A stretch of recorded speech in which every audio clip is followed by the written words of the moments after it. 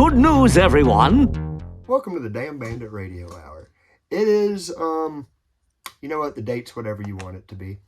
I mean, really, isn't it all just a superficial thing? We just slapped a number on one day according to the Julian calendar. I'm not going to get that deep. I'm just kidding. It is a date, but we're done saying that. Welcome to the new show. Welcome, everybody. Thanks for listening. Thanks for liking and subscribing. Holy crap at people, like the past couple of weeks. We really need to do this. Even more. When we haven't been Yes. Yeah, on our away session. So, dude, it's been a week since we recorded. Yeah. You've worked with me a little bit, or a little lot. I don't know. It all kind of strings together with the insane crap I've been dealing with off air. But what did we do? Well, we went cow hunting. Oh, yeah, dude. Not only did we go cow hunting, so, I'll put this in perspective for people. We're used to, pushing cows through swamplands. And, with cows, kind of the bigger the herd is, the kind of more they tend to all just go together. You can use 4 guys to push a herd of 100 through the woods, depending on how big it is. But, there's kind of a grouping to them.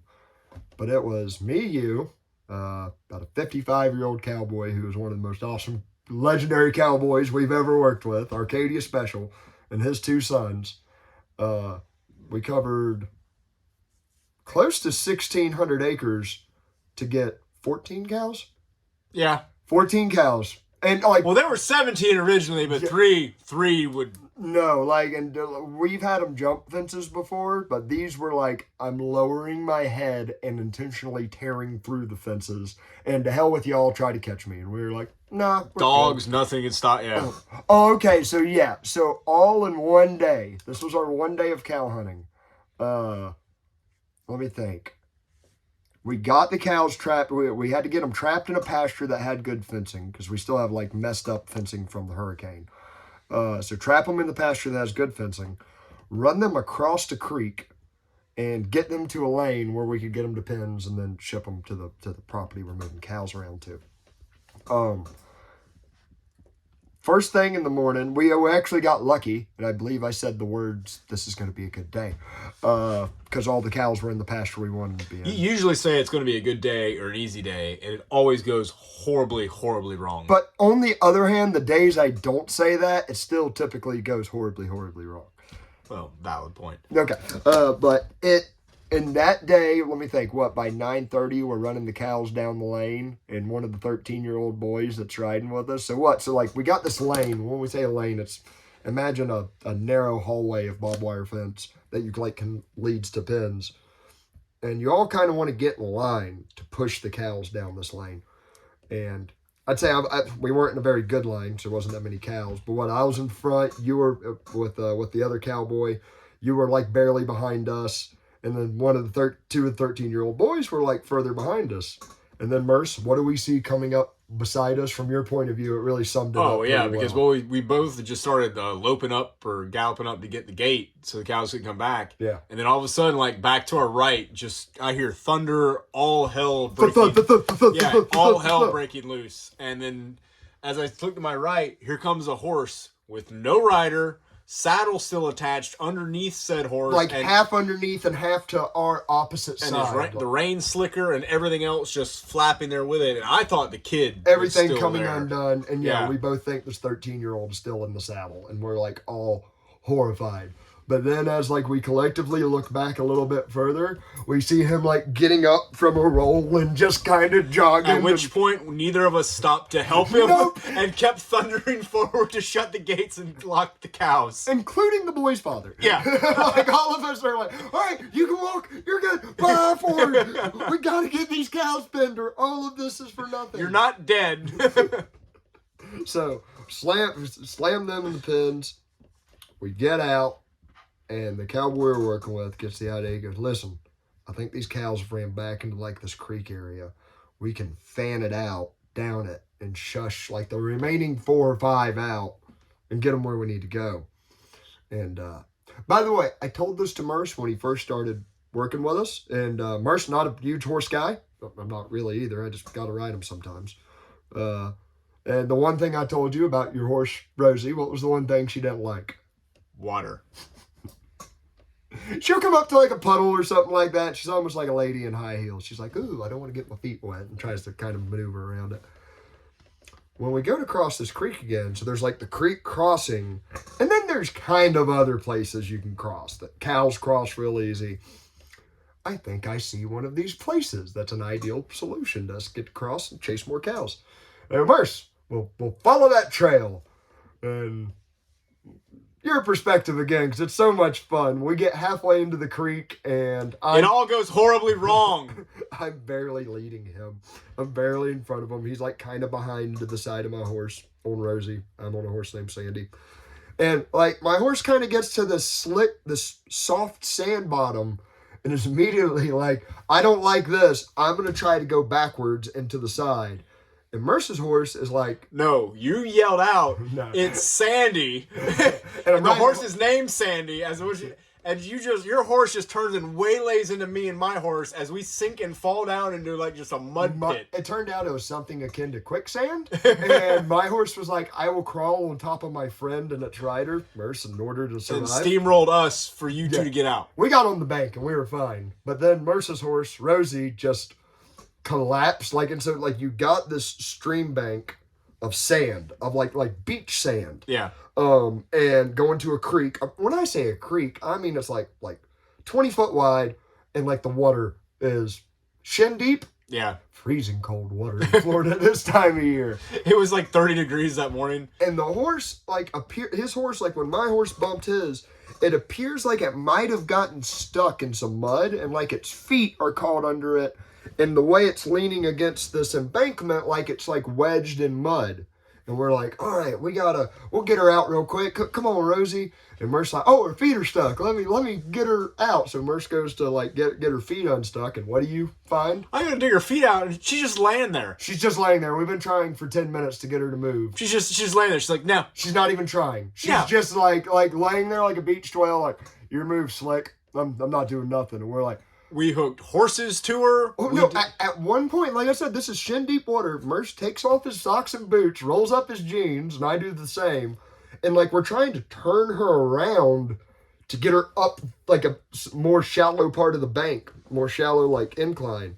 And there's one point, Merce literally has to hold her head up in ankle deep water to keep her from drowning. She'd given up. She's like, yeah, no. I don't give a shit. Leave me to die. I don't care. I was literally holding her head out of water. It got to the point where I was going to go back to the truck for heavy duty supplies to get her out. This after we've tried using 3 horses to drag this one out of the water. And y'all ended up flicking her nose with a rope, and that finally pissed her off enough to get her up? For PETA standards, yes. Hey, you saved her life. And we got her attention, let's put it that way. And then we said, let's go home. No, but we didn't. Yeah, we were heading home. Well, we were like, we're going to finish this loop that we already started. And now my horse will not keep up because she's in pain. She's in pain, and she's still trotting, God bless. Not trotting, she's walking, and every now and then kicking it up. And I forgot about that. We find the rest of the cows. The rest of the cows. And have to repeat the whole process. Everything we just did, got to do it over again. And we almost... anyways, long story short, we tried. Cows, like we got dogs that are like great.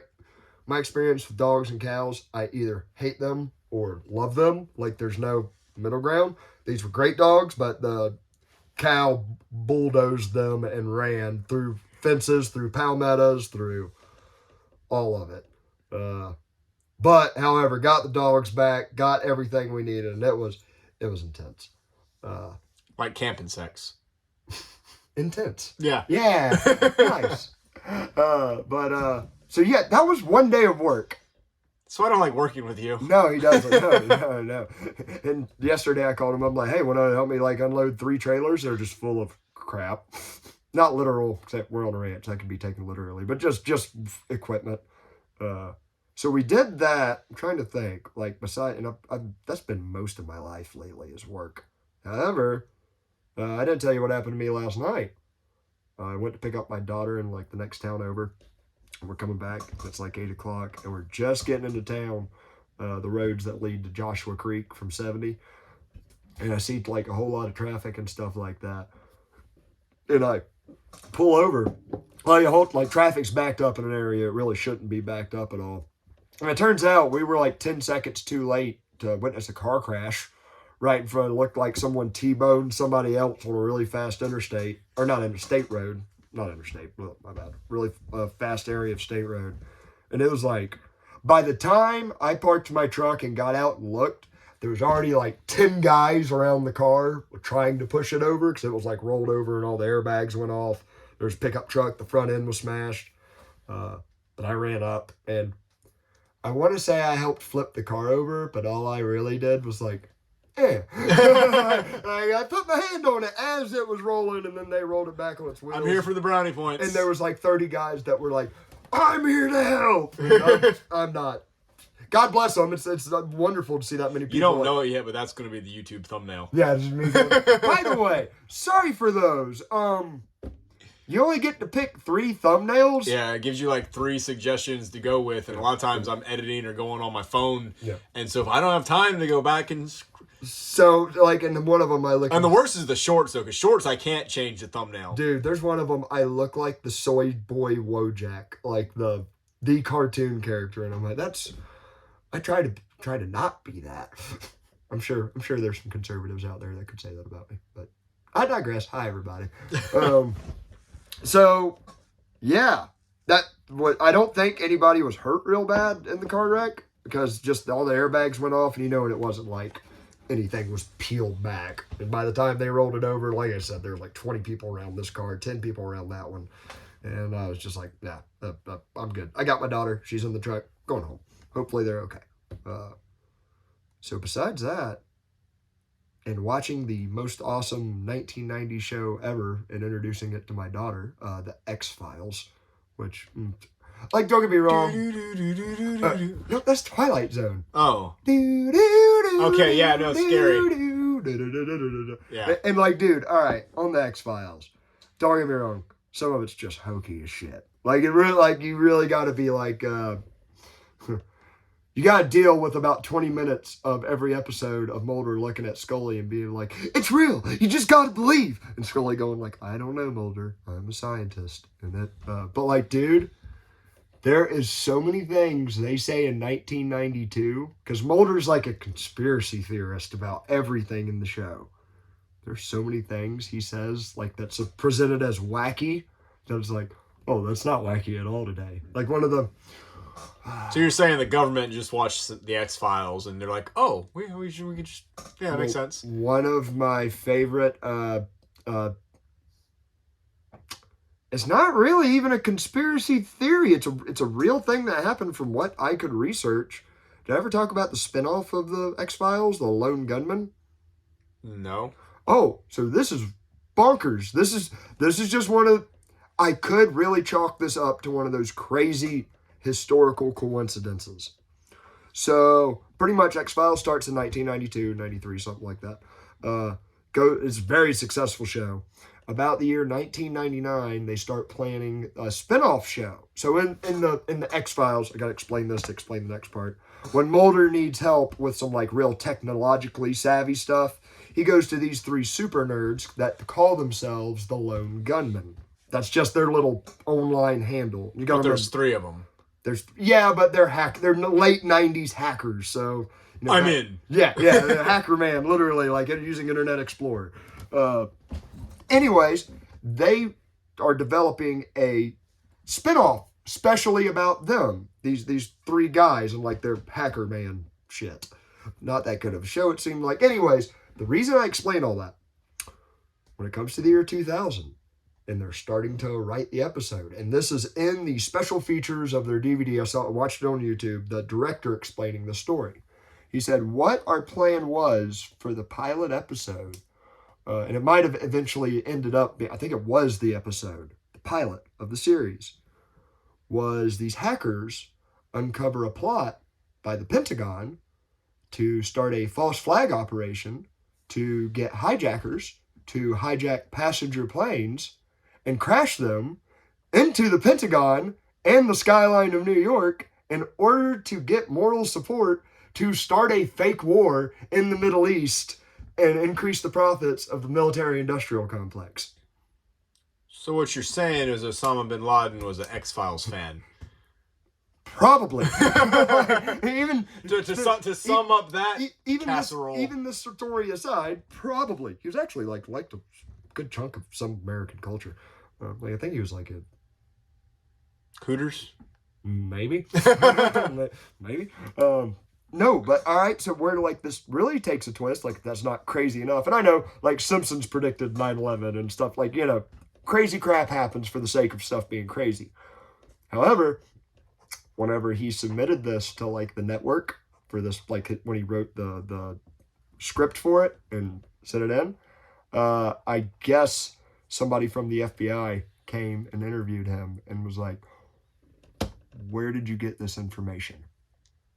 Grilled him and was like, where did y'all write this? Where did y'all get the ideas for crashing it into a building and stuff? And the guy saying this in the year 2000, but I think he's saying in the commentary before 9/11. He's like, yeah, FBI was really upset that I don't know, went crazy with this idea.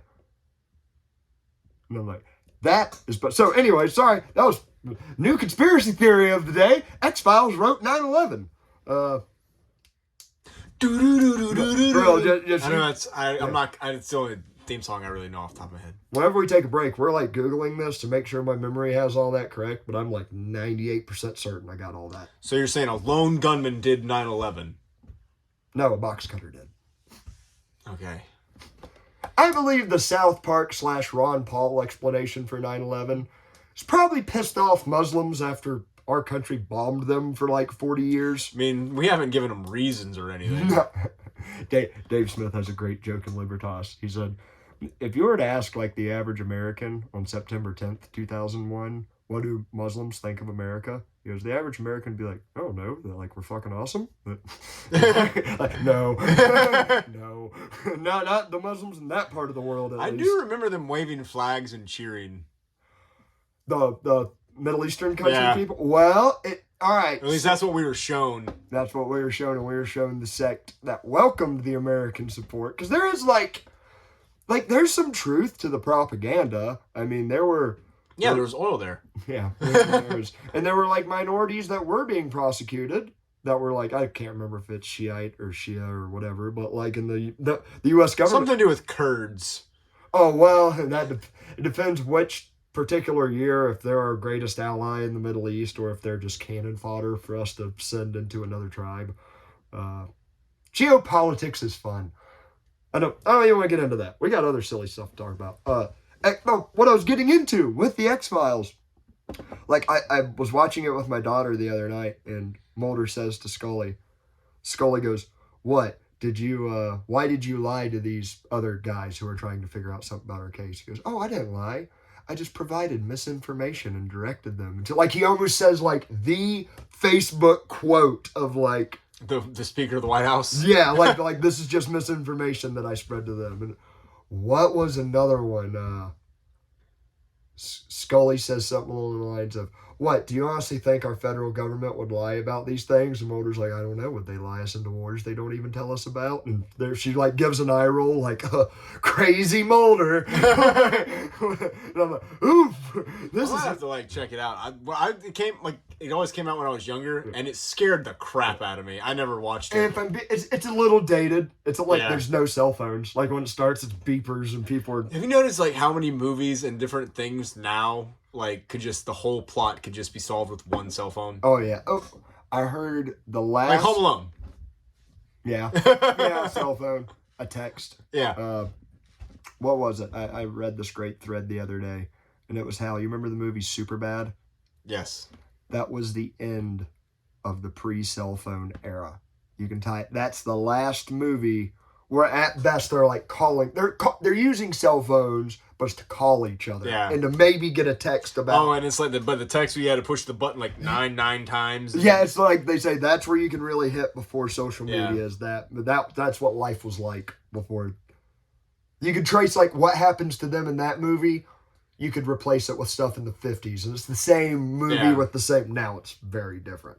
But check out X-Files. A little hokey, a little dated, The fact that that David Duchovny in real life is like a huge womanizer. So I've heard. I don't know the guy, which kudos to him. Whatever, as long as it's all consensual and they're adults. And Gillian Anderson, Scully, is like a raging lesbian. I don't know about raging. I heard she's like a really... I can actually see that. I can too. Just from the little bit I've seen of the show, I can see that. And so I heard from like my brother, like they hated each other, and I'm like, the fact you kind of know that, I'm like, this makes this a fun show to watch. They can't stand each. Supposedly they can't stand each other. I ain't got a clue, but I'm like, if that's true, either way, that's fun to watch. I think that's why I like Scrubs so much, because JD and Turk, I don't forget the Zach Braff, and they're like best friends in real life. Yeah, that's great. Scrubs is one of the most underrated with our generation. That was a lot of people carry on about The Office or Friends. None of that holds a candle to Scrubs. Scrubs is my nothing show. Yeah. You know, all right, hang on. You just like lit something in my head. I really hear a lot of people complain about this, and I think it bears some weight.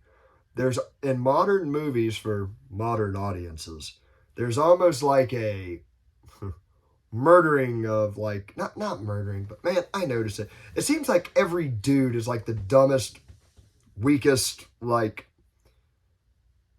they're a bunch of JDs.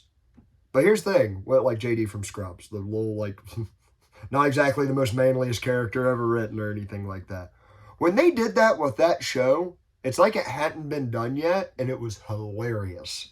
And it's almost like everybody took that part of that show and crammed it into everything, and now I'm like, I'm sick of this. Like, get some Doom. Get some... Like the new Scooby-Doo? I'm not even going to join it. Stop it, he's already dead. Oh, dude, that was...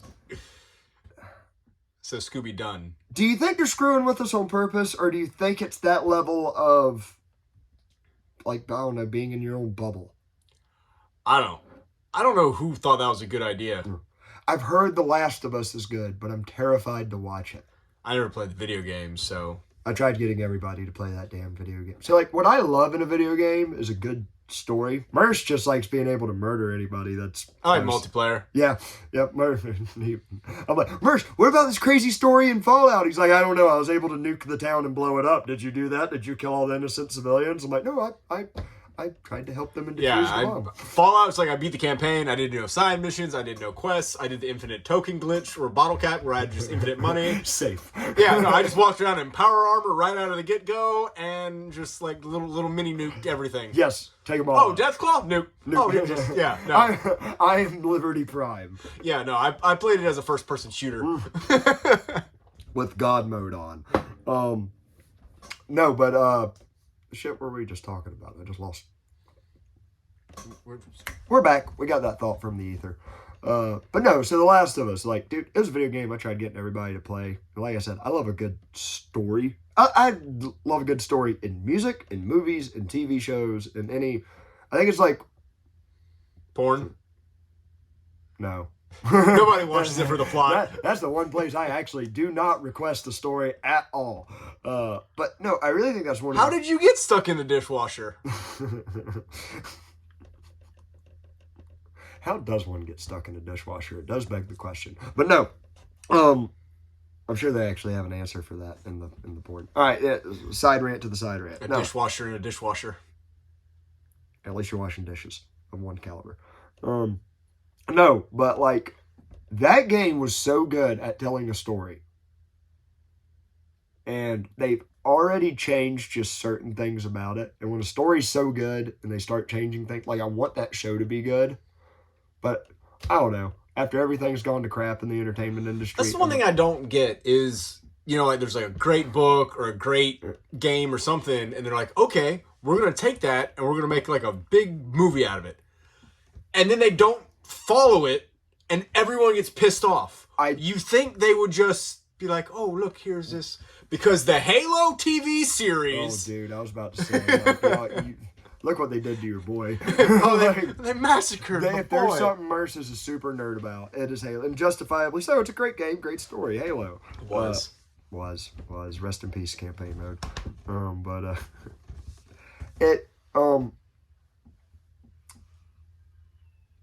They don't... I really think the people that adapt that, I think it is much less like, I am a fan of this and I'm going to make a movie of it, as it is, I am a director trying to make my movies my way with my visions in them. Oh, here's this product I can do that with. I'll do it. And, like the Resident Evil movies are like, don't get me wrong, the game's stories get a little freaking goofy as well. But there's good parts of them that like you could pull out of. Resident Evil 7 or 6, the ending. Crash. Yeah. Took me and my buddy forever to beat. While I'm talking about like the great parts of this game and like the story and stuff, there is a part where you're a swole American jock who punches a boulder, and like if you die, you have to go back to punching this boulder over and over again while a giant monster man with tentacles goes Chris over and over again. It was before memes were a thing. It was our meme around our. I'm gonna have to find that. Yes, yeah, we'll post that up. But no, like even something that was tied to a book. The Witcher, and I'm not nerdy enough to read the book. That's too hard. So I played the game, and the game was like a great story. But I get in the show, I started watching. That's where you're like a bounty hunter for monsters, basically, kind of. Here's what they kind of did. The best way I can explain it was, imagine if like the mythology they had in medieval times was like real. Okay. And not Christianity, like maybe there's some form of that coming in, but like a really neat thing he did with these. You're like a bounty hunter in like a mythical medieval times. All of the stories you heard growing up from like, what's the old fable story tales of Grimm? Oh, the Brothers Grimm? The Brothers Grimm, where it's like the big bad wolf and Hansel, Gretel. All of those are real, but they're in a real messed up way. Yeah, like the one mission I remember from the top of my head, and I think it's ripped from the books, was underneath this city, there's a giant amphibious monster that's like eating people in one bite. And it turns out it's like a giant frog. And you can either use your sword and stab it through its head, or you can risk getting a girl down here to kiss it and turn it into a prince that was cursed by a witch. The Princess and the Frog. It's that. But like, if you screw up, then you just see this giant thing just grab this girl and no. Well, you just go get another girl. Well, I think it has to be the right girl, and I think they've tried it a couple of times and it hasn't worked. By the time you're like, might work, might get another girl eaten. That's a risk I'm willing to take. Me too. I mean, as long as it's not me. But anyways, Henry Cavill, who like is not only Superman and like super awesome actor, it really bothered me a British guy pulled off a really good Superman. Just my neck turned a little red, and I'm like, it's taking our jobs. But no, he's like a super nerd as well, and he'd read all the books and played. Spider-Man's British. Tobey Maguire? No, the new one. No, but he sucks. I mean, not he's a good Spider-Man, but that doesn't bother me as much as Superman, the guy from Kansas. Anyways, no, but that's why he left The Witcher, was because he's British. No, I mean, I'm sure that has something to do with it, but no, that's why Henry Cavill left The Witcher, because like he said, they're not, like literally the people running this, I've read the books and they're not paying attention. Yeah. They're not staying true to it. So to hell with this, I'm out. That's good. And I don't even really watch TV or movies a whole lot anymore. It has to be something really good for me to watch it. But yeah, it's all. I'm scared to watch The Last of Us because I didn't even play the second game because I heard things like that about it. That is just. I heard it had high ratings though. Is like the only thing I remember seeing it because who was it? Pedro Pascal. Yeah. He's in it. It was saying like it's the second or third series he's been in that's never had less than 98% of like reviews. But I think he's a good actor, but I have no idea what the. And it's. I would watch it and have no clue if it was right or not. This is gonna sound rednecky and racy of me, and I don't even give a shit anymore at this point. But like in the game, you're a white dude in Texas who's like I'd say like a suburb of Dallas, Texan. And there's something about him and his brother, they just kind of come off as kind of dorky white guys in the beginning. Maybe not the main character, but his brother is like just kind of a dork that you kind of like in the very beginning. Oh, he dies. Yeah. Oh, I've never even played the game, but if they make you like a character, they kill him. Actually, not that game was really Game of Thrones about shit. Like they were like really people. Never saw that either. Well, basically, people you expected to die lived, and people you expected to live died. They really flipped it on its head. I really got messed up. It was the first one that ever scarred me was Brooklyn in the Big Red 1 Call of Duty. Oh, Call of Duty was good at breaking your heart. Yeah. In the old games that were good. Yeah, I played on the GameCube. I don't know how many. There was one mission at the end where like the mortar kills him. I don't know how many times. He's like the main character you're talking to. Like the you're whole trying game. To save him. I don't know how many times I replayed the game. I was like, well, if I head shoot everybody before we get there. What if I cover his body with my own? Yeah, they're like Brooklyn, bro, the wire. And Brooklyn don't make it. He never made it back to Brooklyn. That's why they called him that. No, but yeah. So basically, long story short, entertainment's turning to shit, and it used to be a lot better. But y'all can hear that on like 5,000 other channels. And I want to have some original stuff. So we're not even like getting. I know everyone's like, "Hey, Bandit, where's the current events?"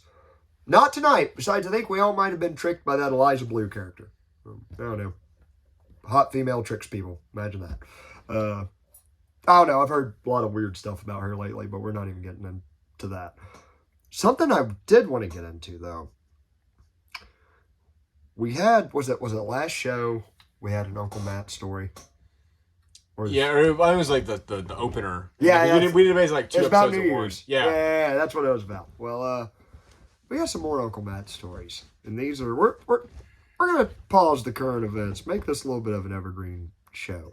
I gotta say, this just blew my mind. So to tell y'all the Uncle Matt story is from the Uncle Chris perspective, our other brother. It's me, Matt, Chris. Chris the middle, Matt's the oldest. So my brother Chris was visiting my brother Matt the other day in Palmetto, and he walks into his house, and he goes, "Hey Matt, how's it going?" Matt's like, "Oh, I'm doing good. I'm gonna change my shirts real quick." And Chris says as he's taking off his shirt, he notices like his back is like destroyed. He said like it looked like someone drug him down the road or something like that. Like there's like rips in it and stuff like that. He goes, "God dang, Matt, what happened to you? You get in a fight with the mailman?" To which my brother Matt, Uncle Matt, replies, "Garbage men." It's like, garbage men is men. 2 of them. Got in a fight with 2 garbage men. And there's a lot of details to this story, but I'm not... How do you get to the point you're fighting garbage men? Well, how I like to sum up my brothers. You could really... A good analogy is to classic American superheroes. My brother Matt is the Incredible Hulk. The angrier he gets, the stronger he gets. And he's a little short-tempered, but which can be a good thing, depending which era you're in. My brother Chris is more like the Flash, which is dumb because if you're walking with him in the malls, remember when we used to go to those things? He was like the slowest guy walking in the group. He's literally one of the sloths from the DMZ and Zootopia. Like, what? Great guy, love him, but then his name was Flash. Yes, okay. But then when he I've boxed him multiple times. It's just something transforms and he turns into lightning.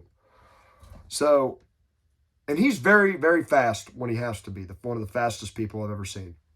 But apparently, my brother Matt was at his in-laws' house with his daughter. His in-laws have a pool. They're in a cul-de-sac, in a tight little small cul-de-sac. Matt parked half of his truck on the grass, half of it like in the street, like one does, like nothing out of the ordinary. And he's playing in his in-laws' pool with his daughter, his 4-year-old daughter. He's the only one there with his daughter, no in-laws, no nothing. And he says he starts hearing someone laying on the horn. And he's like, all right, like, gotta get his 4-year-old out of the pool, gotta dry her off, gotta get her inside, he's like, this is like a 5-minute process, whole time. Meh, meh, meh. And he says, my anxiety, like with each one, is like going up and going up and going up. He walks outside, and the garbage men, his in-laws, garbage men, are trying to turn around in the cul-de-sac, but my brother's truck is just barely blocking their turnaround spot. And but he's walking out to it, and it's a fat Mexican guy And taller, he says, average-looking black guy. Not that that matters at all, but just for description's sake. And they're while he's walking to his truck, the Mexican guy leans out the window and says, "Hey, come the fuck on." To which my brother Matt turns around and goes, "I am. Hold your effing horses." Or something. There's probably more said besides this. I can picture your brother, so it's good. Yeah. It all comes together. Anyways, so Matt says that, and he says after they exchange a couple more words, and I think there's even like a neighbor that kind of intervenes, is like, "Hey, y'all need to cut it out." And Matt says he's like going to move his truck, but still talking words. At this point, the Mexican guy steps out of the truck, and so does the black guy. And the Mexican guy goes, "You want some?" To which, by the way, my brother Matt like practiced MMA quite a bit, very strong, very in good shape, jacked. Yeah, he's a specimen. I could take him, but we'll see about that. Anyways, they start coming at each other, and I know I'm going to mess some of this up because he talked in such MMA technicalities, I can't really repeat it word for word. Matt goes to kick the Mexican who's closest to him, like Mexicans at 12 o'clock, black dudes at 10 o'clock. Matt goes to MMA kick the Mexican, who for a fatter guy kind of jumps back a little bit, and he said, "My toe just kind of barely flicks him." Like barely.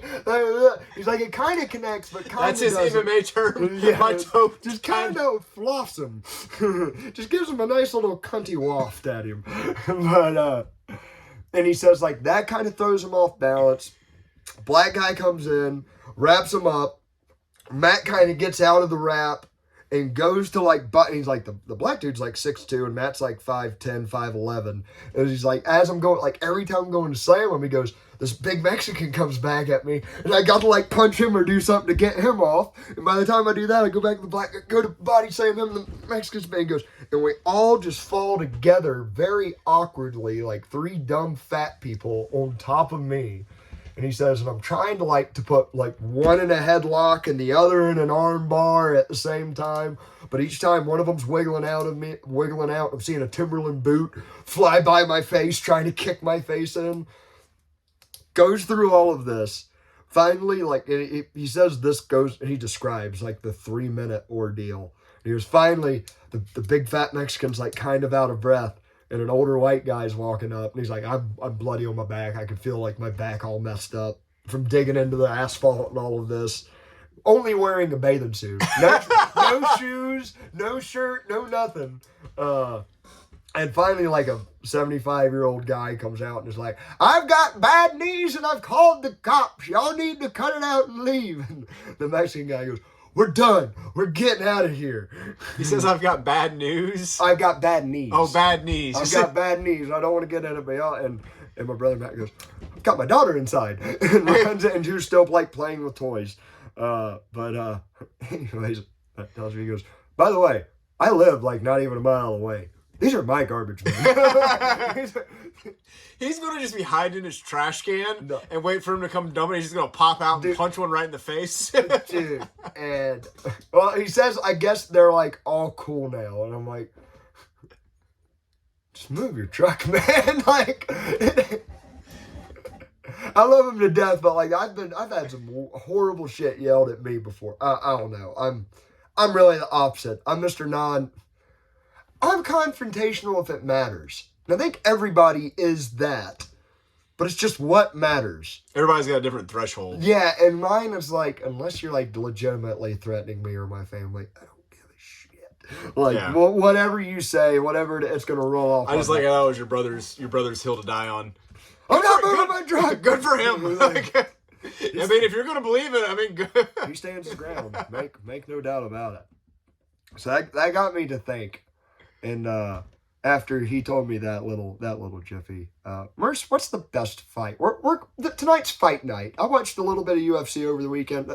That's a bold-faced lie. I didn't watch it. I heard about UFC. I watched it through my brother's words. That's how I viewed it. What's some of the best fights you've ever seen? I mean, like on TV or? No, in person, real life, real fights. I don't know, being in a small town, everybody drinking and partying, you see a lot. Real fights. That's what I'm talking about. I'd say a good one was my brother-in-law. Oh, We okay. got in a fight at at the green camp. Do tell? Yeah, he fought, I'm not going to mention names. Yeah. He fought one kid, whatever. Anyways, they got done. He got him on the ground or whatever, and fought him. Fight was over, we're done. We're back, having some beers or whatever. Hang on. Okay, no names. But what was the fight about? Can you say that? I don't remember. I think one was he was running his mouse. Okay, And, good reason. And so anyways, my brother-in-law fights him, wins the fight, hands down. The kid's like in the corner, whatever, everybody's breaking up. Well, the kid's over there talking smack again. After he got his ass beat. Yeah. So my brother-in-law goes back. Hang on.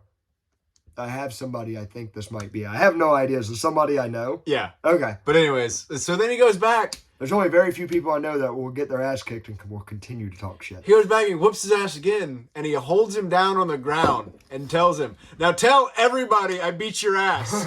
tell them I beat your ass. Say it out loud." And made him say it and before he let him back up. That is great. So I don't think the fight was that great, but that's like one of the best memories from one. There are some people that when you fight them, just don't give up. No matter what. And some of them are really good friends named Mercer.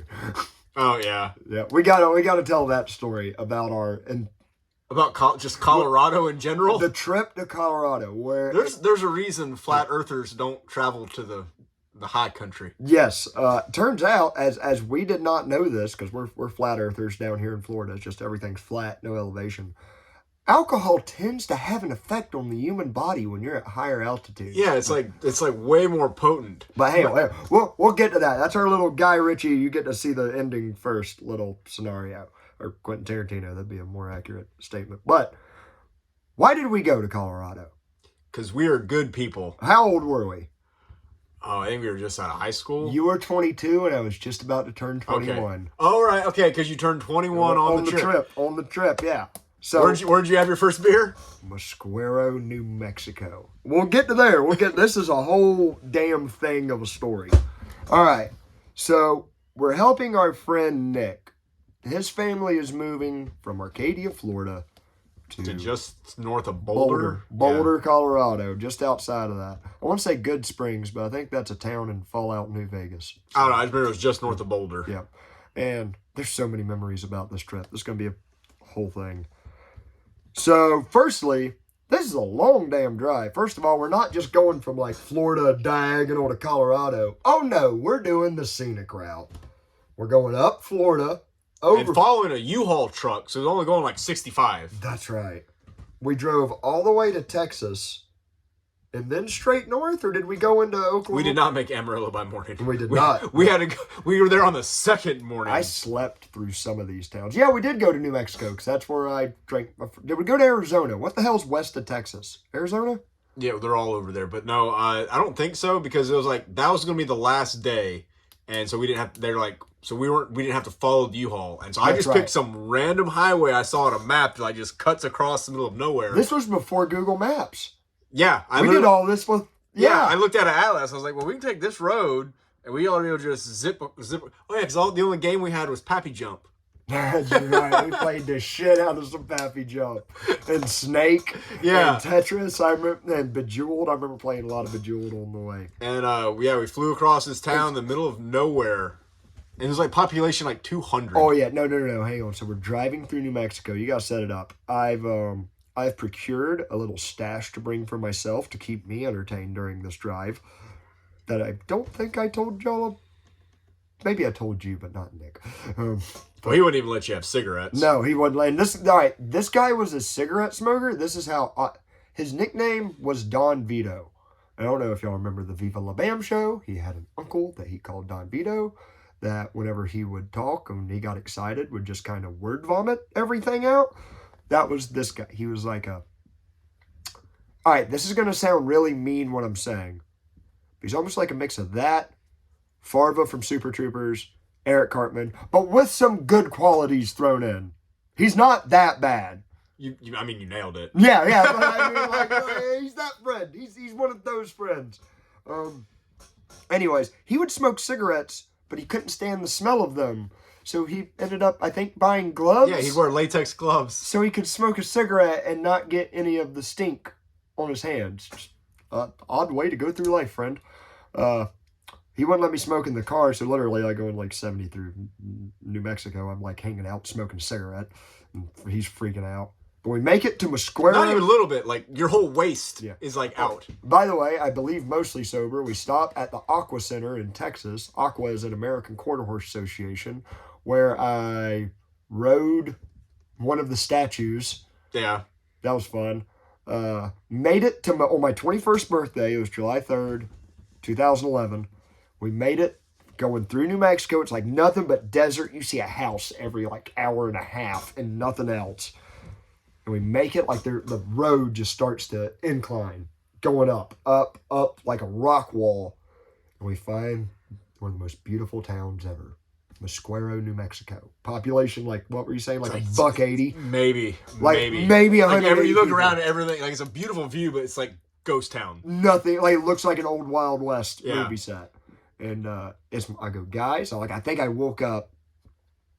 I think I drove some of the night, and I was slept all morning. Yeah. And it's like 12:30. I go, guys, I'm gonna go buy my first legal beer. Let's go find a bar here. And we go in. What was the name? Well, I think I don't remember. It was like city. You can, if you Google Mosquero, New Mexico, it's like the only thing there. It's the only bar. Yeah. And it looks like a Wild West. I think it's like saloon. one of like the three things. I think besides like the post office, like it's the door. Like, it doesn't have swinging like cartoon saloon doors, but the door is just like you push it, like open. Yeah. and it just opens, and it's like it's supposed to have a handle. We go in there, and cartoonishly, there's an Indian who I believe is blind. Oh, he was blind. Hugging like sideways on a bar stool, like his With a sandwich. And his a beer. left cheek and his ribs were on the bar stool with a sandwich and a beer right there. And there's a man, I'm pretty sure, who served in the Civil War behind the bar. Like, older than the dirt around us. He had to get a magnifying glass to read our IDs. Well, yeah, I go in there. I'm so excited. I'm a little scared of the Indian / Mexican or whatever he was. And I go, sir, I'd like to buy a beer. He goes, all right, can I see your ID? And like, dude, Coke bottle glasses. The Trailer Park Boys. Yeah. Those glasses. I hand him my Florida ID. He gets those glasses, pulls out a magnifying glass, looks at my ID under a light, and goes, it's fake. And I go, what?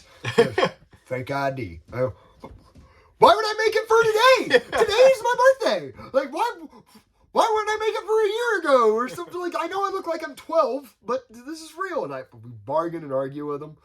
And after 5 minutes of deliberation, maybe 2 minutes, he finally goes, all right. We finally looked at the rest of our IDs, and we're all like, no, we're just that age. Yeah, we're passing through, and he goes, all right, what do you want? I go, I'll have a Budweiser, which was my beer of choice at the time. Still is in a lot of ways. And he goes, what'd you like, can or draft? I go, I'll have a draft beer. And he pulls out a dusty mug, and he pulls out a can of Budweiser and cracks it open and pours it into the mug. And charge you 50 cents more for pouring it. Yeah, and as an extra, I'm just like, is this how bars work? I've always been too young to try to sneak into these places. Like, it never worked sneaking into bars for me, ever. But I asked for mine in a can after seeing that. I drank my first legal beer in Mosquero, New Mexico. So that should have been an omen of things to come. What? So the rest of that leg up there, we get into Colorado, we get him moved in.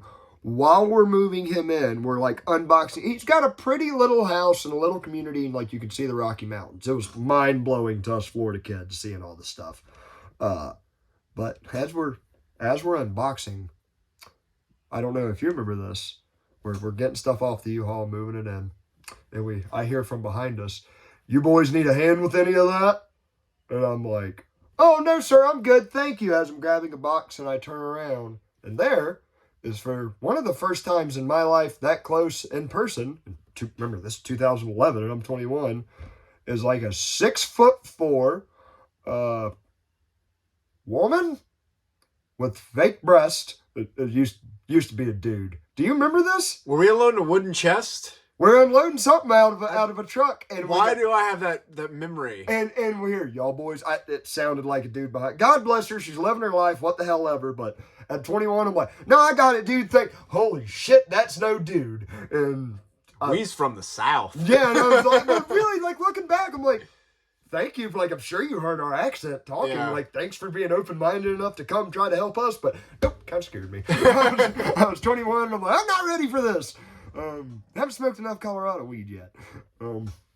But anyways, we made it to Colorado, got done unpacking, and what was the name of the bar we did the beer tour at? Oh, was it World dude. of Beer? Was it? It wasn't World.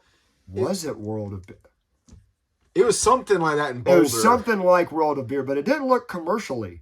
Yeah. It didn't look as franchisey as commercial of beer as World of Beer. Anyways, we did the American Lager tour, and really there was like a badass shirt you could get at this bar if you came in what was it, 3 weekends out of a month, and you ordered a different beer. You had to drink 8 or 10 beers, and we were like, but we're only here for one night. We're only here for you had to drink pints. Yeah, it was pints, and we're here for one night. And they were like, nah, normally, we space this out over, a 2 or 3 week thing. We're like, please, they're like, all right, if y'all can drink all this tonight, y'all can buy the shirts. I think the only beer I recognized on there was the Budweiser. That Budweiser American Schlitz. Lager. I remember we had to drink a Schlitz in a can. And, don't get me wrong, those were... I didn't even know it was still a thing. There was one saying that I liked the Schlitz. Okay. I thought it was pretty good. Well, after American Rogue, anything tasted good. Dude, one of these damn beers was named American Rogue. And if you've ever wanted a beer that made Sam Adams Boston Lager taste like a light Pilsner, oh my God, it's like they took a blackboard and grounded it up and liquefied it and put it into a beer bottle. It was like vinegar and hops. Yeah, it was awful.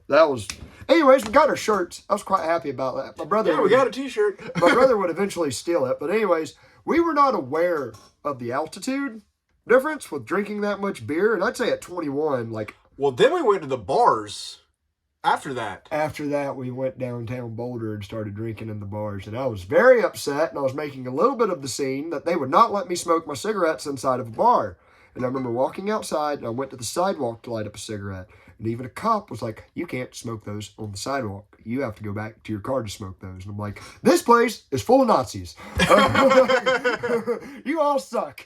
I remember literally saying to the cop, there's a guy smoking weed right there. I remember that. You could smell it. Yeah, I'm like, I can't smoke a cigarette. I was like, but I can smoke weed. And the cop goes, I'm not seeing anything. I'm like, I'll be back. that was my solution. Back with my left-handed cigarettes. Yep, made it back. We were hollering at girls, and Nick did not like that. Yeah, then he wanted to leave, and there were still girls, and we had a booth for the girls, and... I honestly got too drunk to really know what was going on, but I remember pretty girls were talking, and then they weren't, and we had to follow Nick because of a phone, because of keys, because of... Yeah. But blocks away... And no, we could not talk to the girls anymore. And me and Merce wanted to kick this guy's ass so bad. I think on the way back, I actually remember on the way back from Boulder, and he was the DD. This guy was sober. Me and Merce, very intoxicated. I remember I was saying, dude, when we get back, one of us, needs to kick your ass just to teach you a lesson. Well, then I think somehow we started talking shit to each other. Because we got mad in the crossfire. We got back in the car. And as we were getting out, me and Merce were talking so much shit at Nick, we ended up talking shit to each other. Somehow one of us stepped on the other one's words or something, and there was a FU turned into FU2, or you want to do something about it? At this point, Nick had locked himself in the car, and me and Merce are screaming at each other at a Holiday Inn, wasted at 2 a.m. In the headlights. And dude, I don't even think we were really enraged. Well, we were... But there was almost a gentlemanly duel quality of all right, you said it. Okay. We need to go fight now. This is a fact of life. This is what we do. We go fight and get this over with. And at this point, Nick feels safe enough to step out of the car and start recording us on an ancient Nokia where you could start getting graining footage. And as we proceed to beat the crap out of each other. No. It's even better than that. Because I see Merce get somber. Take a breath. relax shoulders, and kind of get ready. And I go into classic Notre Dame Fighting Irish, like I'm in the 1930s, gonna give a boy a who did ya. Gonna give some comeuppance. And like I'm like pissed off and adrenaline is pumping through me, and Merce just starts laughing at my stance, and I'm like, quit making fun of me. This is a serious moment. We all need to be serious here. This is a real thing. And then we go at each other, start trading blow for blow pretty much. Well, I'm pretty sure you whacked me in the face and mouth a couple of times. I think I gave you a black eye. Maybe not at this point. Yeah, I don't remember. But at one point, you got me in a headlock. Somehow we ended up grappling. We ended up grappling. Merce like has me in a headlock, but where I'm like, my body is behind him and my head is like sticking out this way. So my body's behind his. My face is like kind of pointed forwards. And he's like doing a good like sleeper on me. And I'm like, at the moment, I'm like, I have this brilliant idea. While he's choking me, I will pick him up and walk him over, and I see a big rock. I'm thinking like a caveman at this point. The switch is flipped, and I remember thinking like, I will slam him on the big rock, and that will make him stop choking me. Plan starts. I lift him up. So far, so good. Take like 2 or 3 steps with it, like he's still got his arm wrapped around my neck, and I'm like starting to drift. And I get close to the big rock or root or something. It was a base of a tree, bulge base of a tree. That was it, big old like roots coming out. And as I slam him, Merce does the very intelligent, natural thing of just like... I just kicked my legs and swung my... Just gonna swing my ass a little bit.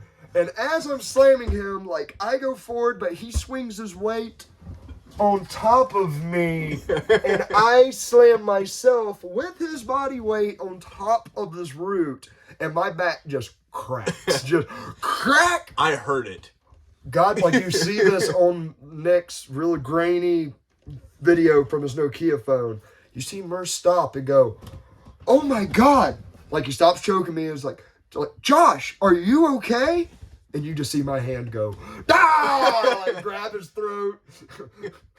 Pin him over, get him on his back. I get on top, punch twice. I'm like, are you done? Like, I'm like, I've won. Ha ha, I'm victor. You know, you showed mercy for a second, you dumb asshole. I go, are you done? And Merce does the most Merce thing he's ever done in his damn life. What'd you do? I looked right at you and said, fuck you. He said, fuck you, and spit at me. And I said, I got that moment with all like my rage. I am beaten, I am down, and I'm just being defiant to the end. With all my rage and testosterone, I'm just like, I respect the shit out of you. I'm going to punch you 2 more times for saying, pop, pop, I'm done. All right, good job. Good. And like, you got a black eye. Yeah. I was knotted up on the back of my head and my back. You were like crippled the next day, and my eye is just like beyond purple. So, and we had to leave on a flight the next day. You wouldn't get on the final flight home. No, I wouldn't get in the... I'd get in the car. Your mom was coming to pick you up, and my mom was coming from Texas on a separate flight in Endeavor to the same airport, like 3 hours later than us. On the same day, and Merce is like, oh dude, my mom's about to pick me up and she can like give us a ride home. And Merce has a huge black eye and I'm all knotted up and hurt, and I'm like, I think I'll wait on my mom. Well, also because you were you were higher than the Rocky Mountains themselves. Yeah, I on that trip before we got on the plane, and I had smoked weed at this point. I'd never really eaten it. I still had like an 1/8 left, and I remember looking at everybody there. I'm like, I'm the only person there that smokes weed at the time. I'm like, does anybody want... I still got an 1/8 and I'm about to get out of the airport. I'm like, and I'm still drunk and hurting from the fight and night before. I'm like, does anybody want this weed? And everyone's like, no. I'm like, well, I'm not going to throw it away. So I ate it. And it was like an 1/8 of Colorado medical grade. Because it was after the casino. You looked at me and you're like, I've smoked so much. Yeah. I don't think I can smoke anymore. Yeah. And I was just like, eat it. Never been high in my life or anything. I'm just like, eat it. Let's see what this does to you, Josh. And it did something. It was wild. So that, yeah. Then we got home and I went to sleep. And that was the end of that. You slept face first in the back of the headrest on the flight leaving Colorado. I was a zombie, but never again. Not any of that. So yeah, that was our fight with each other. It was good. Colorado. It was one of the best fights I've ever been in. Like a good fight is something scenic. It's something like a spectacle to be, especially if like no one gets seriously hurt. Yeah. Like long term. Yeah, nobody gets in a fight and feels great the next day. No. Even if you win. Yeah. The best fight I ever saw, and this was great, and it was between my two brothers that I mentioned earlier. So the Flash versus the Hulk? Yes, I was about to say, just to keep it simple, that's how I'm going to refer to them, as the Flash and the Hulk. Instead of their names. I mean, I said their names earlier. I'm not trying to hide them, but it's just going to be easier for people to follow along. So, it started over some dumb crap, like moving my Nintendo or something like that. And the Hulk was moving it. And the Flash stepped in and said, hey, I'm not going to let you do this to my little brother or whatever. And that... Now, here's the thing. Is that what he sounds like? No. No, it sounds like it all. Not near as heroic. Here's the thing. I'd been in fights with both of them plenty at this point. I'm like 8 or 9 years old. Flash is 4 years older than me. Hulk is 6 years older than me. So there's a 2-year difference between them two. And it starts out with the flat, like this 2-story house. At the top of the stairs, it starts with them talking smack, and one of them the Hulk running away, and the Flash, Liu Kang kicks him down the stairs. By the way, I just got done talking to Flash about the story, so this is like my memory and his mostly pieced together. But this is the best fight I've ever seen, and I will never forget it. They go down the stairs, start punching each other a little bit like that. They somehow end up going back upstairs. I think Chris runs to my mom's room at the end of... The Flash runs to my mom's room at the end of the hall. And they start trading blows back and forth with each other. Really hard. At one point, Flash, who's very... here's the thing. Hulk is strong. Hulk can smash. Flash is just a little bit faster than Hulk. So Flash can hit Hulk 5 or 6 times. And I'm watching all this. Flash can hit Hulk 5 or 6 times. I'm picturing like that meme, the little kid on the ground with the phone trying to record it. Yeah, laying on his stomach with his... Yeah. Yeah, that was me. At one point in the middle of the tussle, the Hulk, enraged at this moment, you remember like those 1990s like Magnavox TVs where like it's just as wide as it is tall, as it is deep? Oh, right. The big, giant, perfectly square, just heavy bricks with a big glass. Well, my mom had that up on like a stand mounted to the wall, like where it was close to the ceiling. And at this point, when Flash was distracted, Hulk grabbed that, kicked Flash onto the bed, onto a mattress, and ripped it out of the wall and smashed it on the Flash. Miraculously, TV did not explode. Like, screen didn't explode or nothing like that. Flash got it off. Hulk ended up getting him in, like, what is it, a full Nelson, where, like, you wrap your hands around the other guy and put, like, on the back of their head and hold it. They end up scuffling a little bit more. Chris, or the Flash, knocks Hulk away, grabs one of those brooms that's got like the plastic bristles and it's a long metal hollow yellow tube like for the handle, swings it like a friggin' baseball player when Hulk turns back around, and I see this damn thing bend twice around Hulk's head. Like it hits him and bends and then bends back the other way. I know I had to have like devastated him, and like Hulk gets that off. Chris the Flash comes up, puts him in a headlock, and I'm like seeing this from the back of them. But he's got him in a headlock, and I see Chris the Flash, see his fist go once, twice, 3 times, and I don't see it rear back anymore. And I hear Flash start screaming. And as they're like kind of wrestling around, I turn and see, and Hulk has caught Flash's fist in his mouth and is chewing on the knuckle as hard as where Chris is, the Flash is trying to rip it out, and it ain't coming. Like, there's 2 good tugs I see. He gets it out. I think Flash bites him back. and they fall, like rips a chunk of his arm out or something. They fall down the stairs, and at this point, literally again for the second time, they go back down the stairs. Hang on, it's gone from my mom's room. They're putting holes in the drywall. You know when you'd watch Looney Tunes and they'd get in a fight and there'd be like a cloud and you just see arms? Yeah. It looks very similar to that. Like it is just them rolling around into walls, punching each other, smashing into more drywall, make it to the stairs, falling down the stairs, still fighting each other. To where my dad comes in at like 6 p.m. from a long day of work and is like, "What the hell is going? Get away from each other!" And Flash spits a chunk of flesh at Hulk.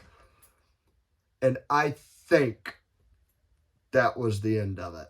And I'd say they both lost. Because just like, dude, good God. And those were my 2 older brothers growing up. And it's like a gladiatorial match.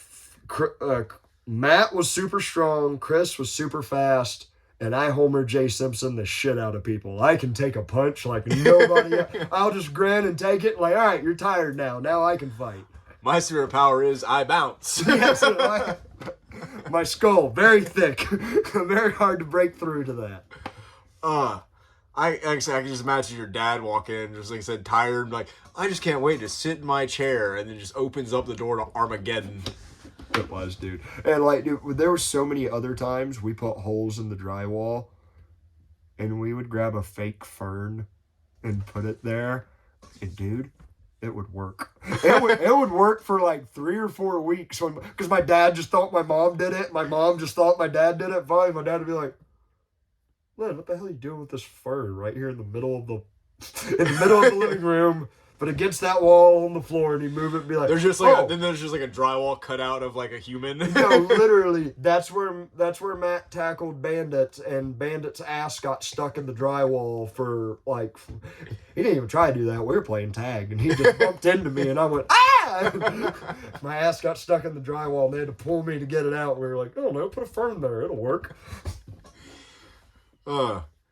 Is survival. It was survival.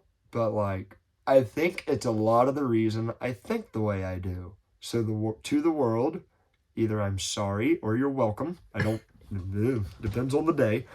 But I think, well, Mersh, we're kicking it like over an hour now. Yeah. Guys, I think that's going to be it. We got more fight stories. We got more stories. We're still going to do current events and some shit like that. But, I don't know. I'm going to mix it up a little bit. It's the Bandits Radio Hour. I mean, you did brought in the X-File lone gunman thing, so you still managed to check off a conspiracy. That makes me feel satisfied. That's a hell of a conspiracy. Look it up. That's some squirrely shit right there. But guys, that's it for tonight. Thank y'all for paying attention. Hey, hang on. One last thing. Thank y'all for watching this far. I know he just sighed because I signed off like 3 times. Thank y'all for watching this far. Thank y'all for liking and subscribing. This shit's actually growing. Y'all like hearing me ramble on about stuff and Merce's interjections. So, yeah, algorithm ain't doing us no favors. Share with your friends. Hear me talk some more shit. Y'all have a good week. See you next time.